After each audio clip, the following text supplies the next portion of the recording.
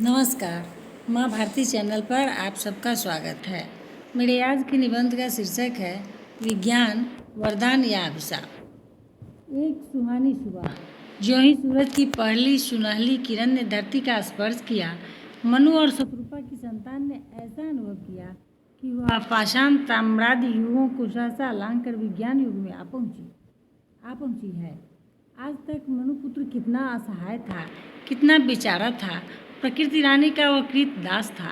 उसकी भ्रिकुटी के संचालन मात्र से मनुष्य के प्राण पीपल पात की तरह कांपने लगते थे, किंतु आज तो वह सम्राट बन बैठा है।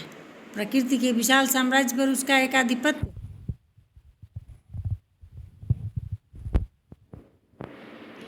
क्योंकि उसने विज्ञान का महामंत्र साध लिया है।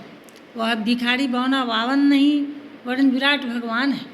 वह जब चाहे विज्ञान की महाशक्ति से आकाश, पाताल और पृथ्वी तीनों लोकों को 3 डेगों में माप ले सकता है। विज्ञान महाप्रभु के गुणों का बखान करने में सहस्त्र जिह्वा शेष नाग भी संकोच करते हैं। वाग देवी सरस्वती की वाणी भी शिथिल होने लगती है, तो मानव की बात कौन कहे। विज्ञान वह काम तरु है जिसकी छाया में हम अपने मनोवांछित फलों की प्राप्ति कर सकते हैं। यह अलादीन का वह चिराग है जिसके मिलते ही सारे खजानों के दरवाजे आपसे आप खुल जाते हैं। विज्ञान ने हमारे सपनों के संसार को साकार कर दिया है। इसने कल्पित इंद्रासन का सुख संसार हमारे चरणों पर समर्पित कर दिया है। हम इसके बारे में निसंकोच कह सकते हैं। जाकी कृपा पंगुगिरी लंगे, अंधव को सब कुछ दर्शाई, बहिरो सुनय मूक पुनि बोले, रंग चले सिर छत्र धराई। विज्ञान के कोटि कोटि वरदानों का विवरण संभव नहीं। इसने कष्टप्रद यात्रा को सुखप्रद कर दिया है।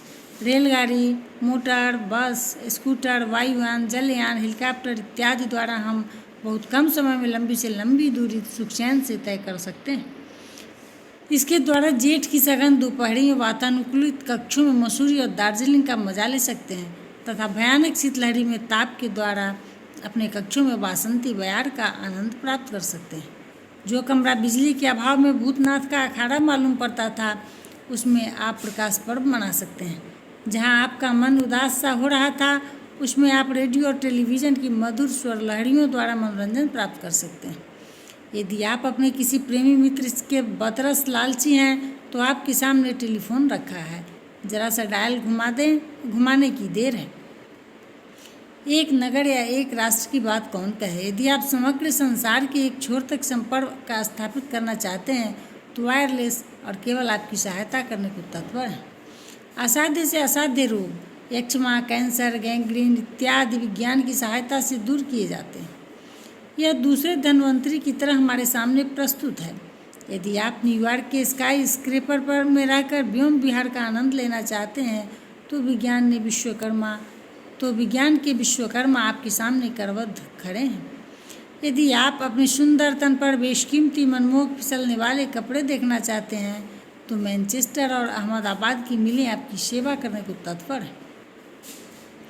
मतवाले बादल के सामने अब कुटज कुसुमों से पूजा करने का समय बीत गया। आप चाहें तो बादल को ही कैद कर स्वेच्छानुसार कार्य करा सकते हैं।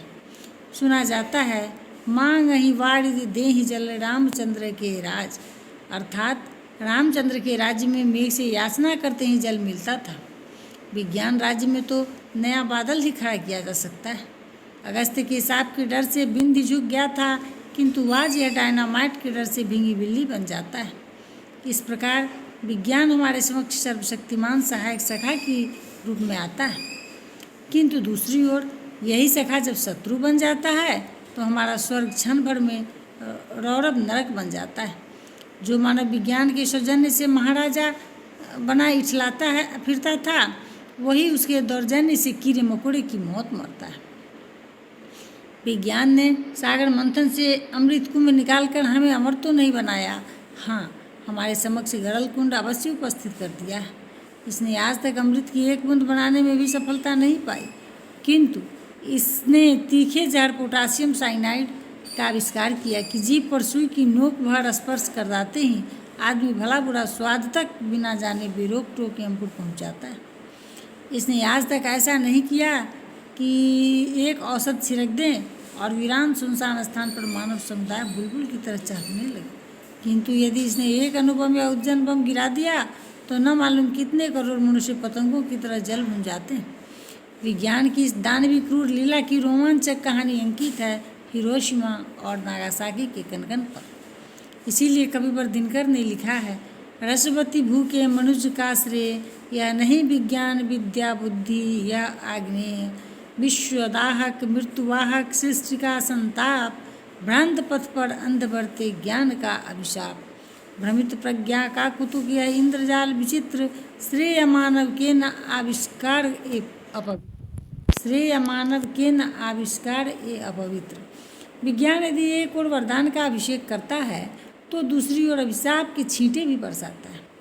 या एक ओर यदि शंकर का कल्याणकर रूप है तो दूसरी ओर प्रलयंकर का भयानक स्वरूप भी। यदि एक ओर यह महाविष्णु का पालक पक्ष है तो दूसरी ओर महारुद्र की विकट भ्रिकुटी भंग भी। यदि मनुष्य इसके दुर्वासा कोप को भड़कने न दे तो यह सृष्टि अमंगलहारी मंगल भवन बन जाए। यदि भड़कने दिया तो सृष्टि अमंगल की खान या श्मशान बन जा सकती है, इसमें कोई संदेह नहीं। जय हिंद। वीडियो अच्छा लगे तो इसे लाइक शेयर और सब्सक्राइब कीजिए। साथ ही कमेंट बॉक्स में अपना कमेंट भी कीजिए। धन्यवाद।